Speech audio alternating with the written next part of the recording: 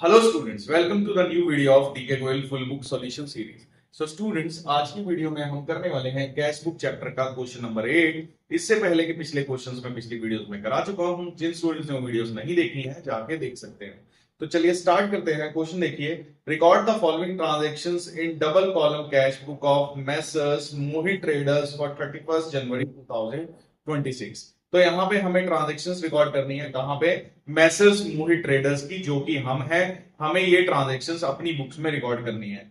ठीक है, तो देखो यहाँ पे सारी ट्रांजैक्शंस कौन सी मंथ में हो रही हैं? जनवरी के मंथ में हो रही हैं। तो हम सबसे पहले क्या करेंगे, यहाँ पे लिखेंगे 2026 जनवरी, कॉमन बना लेंगे दोनों तरफ। 2026 जनवरी यहाँ आ जाएगा और 2026 जनवरी यहाँ आ जाएगा। अब हम सिर्फ डेट्स लिखते चलेंगे। तो पहली ट्रांजैक्शन देखो, कैश इन हैंड 34,000 और bank overdraft 50,000। Cash in hand का मतलब होता है कि फॉर्म के पास पहले दिन इतना पैसा पड़ा हुआ है, पिछले महीने का बचा हुआ। तो यहाँ पे बैलेंस कब का है? बैलेंस यहाँ है जनवरी 1 का। इट मींस 31 दिसंबर को ये पैसा बच के आगे आ गया होगा 1 जनवरी को। उसको हमें रिकॉर्ड करना है। और बैंक का बैलेंस यहाँ ओवरड्राफ्ट दे रखा है। ओवरड्राफ्ट मैंने पिछली वीडियो में भी बताया था कि ओवरड्राफ्ट का मतलब होता है पैसा माइनस में निकाल रखा है। मींस हमने बैंक से लोन ले रखा है। ओवरड्राफ्ट एक शॉर्ट टर्म लोन होता है जिसकी हर साल हमको पेमेंट करनी होती है और अगले दिन हम फिर से वो लोन ले सकते हैं। ठीक है, तो इसको लिखेंगे कैसे? देखो, 1 जनवरी को बैलेंस दे रखा है तो हम लिखेंगे सिंपल टू बैलेंस।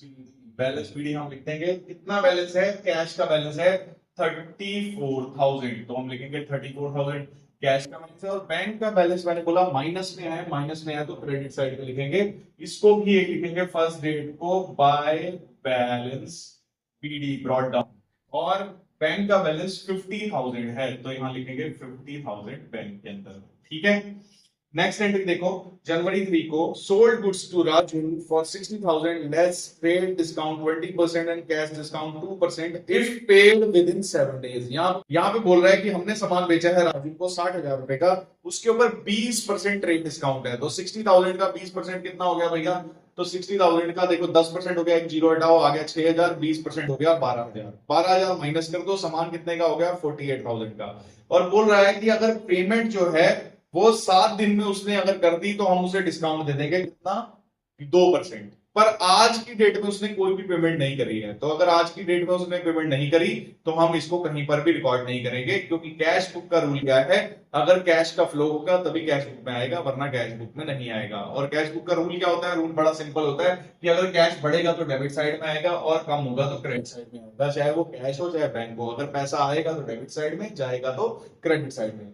चलो, थर्ड वाली एंट्री रिकॉर्ड नहीं करेंगे क्योंकि अभी पैसे का फ्लो नहीं हुआ। जब तक पैसे का फ्लो नहीं होगा तब तक रिकॉर्ड नहीं होगी एंट्री। नेक्स्ट एंट्री देखो, जनवरी 9 को रिसीव फ्रॉम शाम 39,800 and allowed him a discount of 200 rupees. तो बोल रहा है कि शाम से हमें 39,800 रुपीज मिल गए। तो जो डिस्काउंट है उसको हम इग्नोर कर देंगे, हमें उससे कोई मतलब नहीं है। हमें पैसा मिल गया कितना? 39,800 पैसा आ रहा है तो मीन्स बढ़ रहा है। बढ़ रहा है तो कौन सी साइड रिकॉर्ड करेंगे? डेबिट साइड पर रिकॉर्ड करेंगे।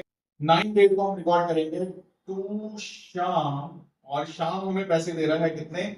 39,800 रुपीज वो हमको कैश के अंदर दे रहा है। ठीक है, अब नेक्स्ट देखते हैं। 10 को डिपॉजिटेड इनटू बैंक 60,000। बोल रहा है कि हमने 60,000 रुपया बैंक में जमा करा दिया। तो देखो, जब बैंक में जमा कराएंगे तो बैंक बढ़ेगा और कैश कम हो जाएगा।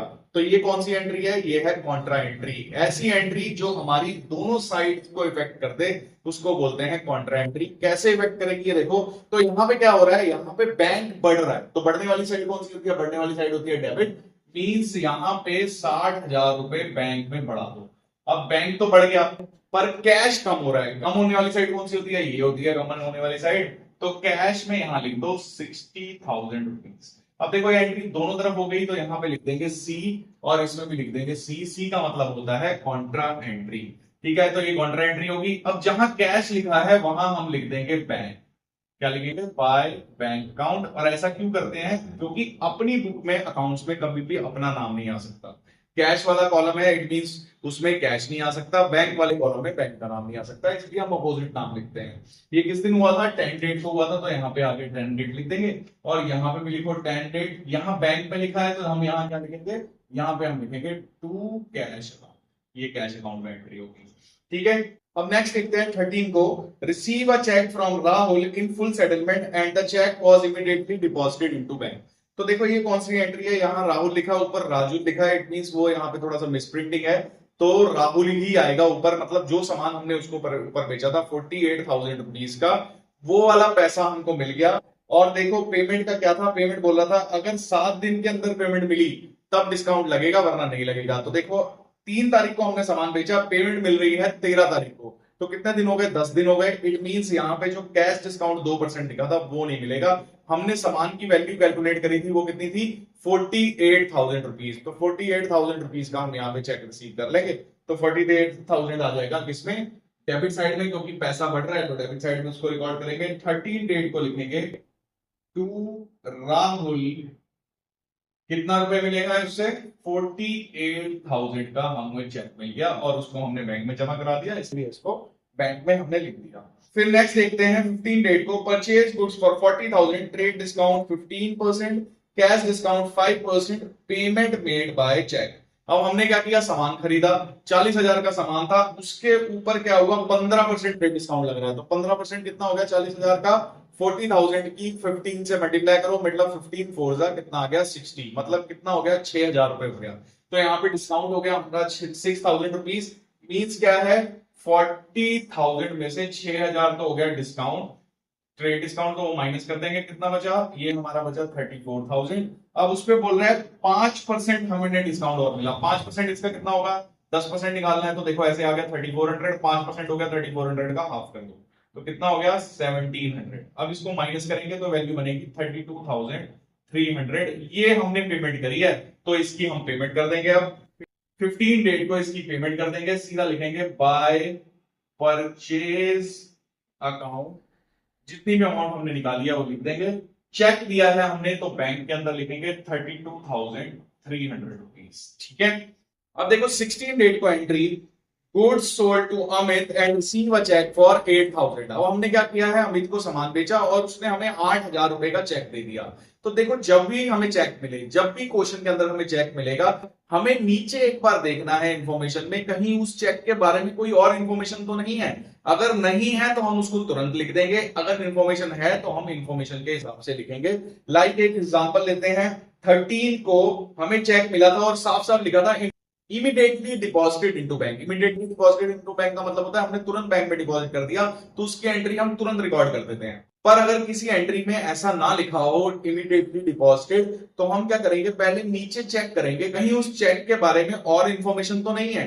अगर और इंफॉर्मेशन है तो जो बाद वाली इंफॉर्मेशन है हम उस हिसाब से क्वेश्चन को करेंगे, ठीक है। अगर डिपॉजिटेड लिखा है तो हम तुरंत लिख देंगे, अगर नहीं है तो हम इंफॉर्मेशन चेक करेंगे। अगर नीचे इंफॉर्मेशन नहीं दे रखी तो फिर हम अपनी तरफ से मान लेंगे कि वो चेक आज ही जमा हो गया और हम उसको तुरंत लिख देंगे। लाइक ये वाली एंट्री की बात करें, इसमें 20 तारीख को चेक जमा हुआ है, check receive from Amit deposited into bank. तो जो अमित से चेक मिला था वो हमने 20 तारीख को डिपॉजिट किया, तो कैश बुक में जिस दिन बैंक में डिपॉजिट करा जाता है उस दिन लिखा जाता है, ठीक है। तो मींस 20 डेट को यहां पे लिखेंगे टू, अब अमित नहीं लिखेंगे, अब हम यहां लिखेंगे चेक इन हैंड, क्योंकि अब हम चेक इन हैंड को जमा कर रहे हैं बैंक के अंदर। वो कितने रुपए का था, वो था हमारा 8,000 रुपीज का, तो वो हमारी वैल्यू यहां पे आ गई। अब लास्ट एंट्री देखो, withdrew cash from bank to maintain a balance of 20,000 at office.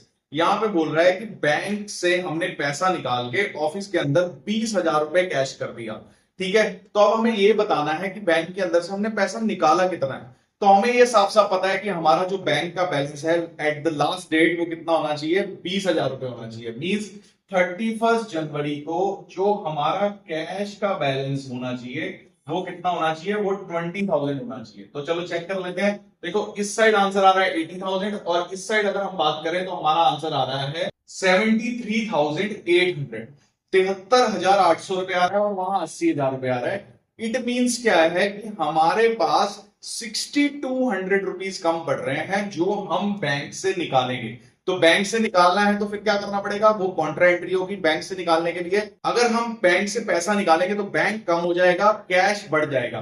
तो कैश को हम बढ़ा देंगे, कितने रुपए निकालने हैं बैंक से, बैंक से हमें निकालना है 6,200 रुपीज। और जब हम बैंक से पैसा निकालेंगे तो 6,200 रुपीज कैश में बढ़ जाएगा, पर बैंक के अंदर यही पैसा कम हो जाएगा। तो 6,200 रुपीज हम बैंक में से कम कर देंगे।